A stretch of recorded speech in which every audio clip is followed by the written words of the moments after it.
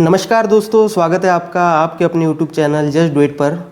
तो दोस्तों आज मेरा SBI PO का एग्ज़ाम था जो कि 4th शिफ्ट में था। और दोस्तों इसका मैं सेल्फ गिवन एनालिसिस आपको दूंगा। और ये एनालिसिस मैं आपको मेरे दोस्त के रूम से ही दे रहा हूँ क्योंकि कल मेरा IBPS PO का मेंस है, तो थोड़ा सा क्वालिटी में कॉम्प्रोमाइज़ हो सकता है। तो जल्दी से दोस्तों एनालिसिस को स्टार्ट करते हैं। तो सबसे पहले हम लोग इंग्लिश की बात करेंगे। और इंग्लिश में दोस्तों सबसे पहले RC आया हुआ था, उसके ऊपर 8 से 9 क्वेश्चन थे और वो न्यूट्रिशनल डाइट के ऊपर बेस था। और नॉर्मली जैसा RC आता है मतलब क्वेश्चन वगैरह उसके थोड़े से टेढ़े होते हैं, ऐसा कुछ नहीं था, बिल्कुल आसान क्वेश्चन थे। तो और बाद में फिलर्स थे, उस पर 5-6 क्वेश्चन थे। पैराजम्बल थी, उस पर 6 क्वेश्चन थे। वर्ड स्वैप थी, उस पर 4-5 क्वेश्चन थे। एरर थे, उस पर भी 5 क्वेश्चन होंगे। और मिसलिनियस पे 2-3 क्वेश्चन थे। तो ऐसा इंग्लिश का लेवल था। इंग्लिश का लेवल दोस्तों इजी था, बिल्कुल भी डिफ़िकल्ट नहीं था।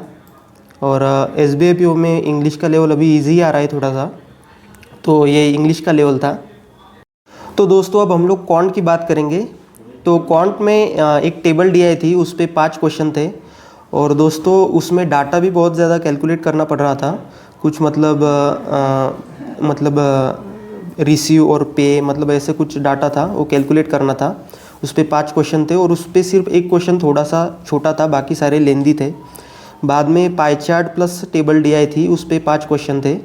उसमें आई थिंक वो DI शायद प्रॉफिट और लॉस पे बेस थी, तो वो मैंने डायरेक्टली छोड़ दी, पहली DI मैंने की थी।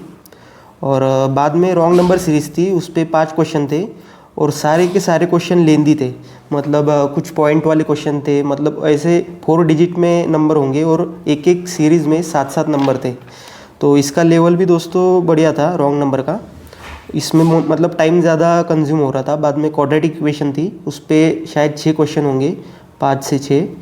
तो ये बिल्कुल ईजी थी, इसमें कोई मतलब ऐसी दिक्कत वाली बात नहीं थी, बिल्कुल मतलब 30-30 सेकेंड में हो रही थी।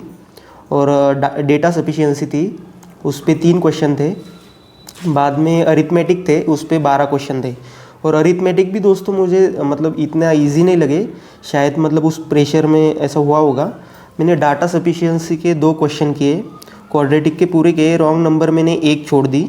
और ये टेबल DI की थी मैंने, जिस पे कि 5 क्वेश्चन थे। मैंने प्रॉफिट लॉस वाली, आई थिंक शायद प्रॉफिट लॉस का डाटा था उसमें, वो मैंने छोड़ दी थी। तो दोस्तों अब हम लोग रीजनिंग की बात करेंगे। दोस्तों रीजनिंग में सर्कुलर सिटिंग अरेंजमेंट थी, उस पर 5 क्वेश्चन थे। Floor and flat base puzzle थी, जिसमें कि 5 पीपल बैठे हुए थे, मतलब 10 थे टोटल, 5 फ्लैट थे, सॉरी 5 फ्लोर थे, उस पर 5 क्वेश्चन थे।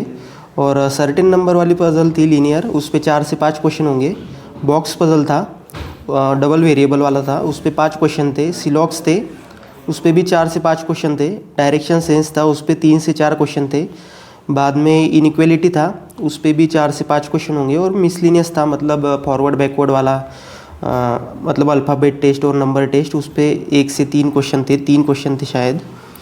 तो ये रीजनिंग का लेवल था। और रीजनिंग में दोस्तों मतलब आप 25 तक कर सकते थे, अगर आपका मतलब कुछ मिस नहीं हुआ होगा और अच्छे से लिंक अगर आपकी बैठ गई होगी तो आप 25 तक कर सकते थे। थोड़ा सा मेरा रीजनिंग में थोड़ी सी मेरे को दिक्कत आई। सबसे पहले तो दोस्तों बाद अभी एनालिसिस होने के बाद में आपको मैं मेरे अटेम्प्ट बता देता हूँ। इंग्लिश में दोस्तों, इंग्लिश मेरा अच्छा रहा, इंग्लिश में मेरे 25 अटेम्प्ट हुए।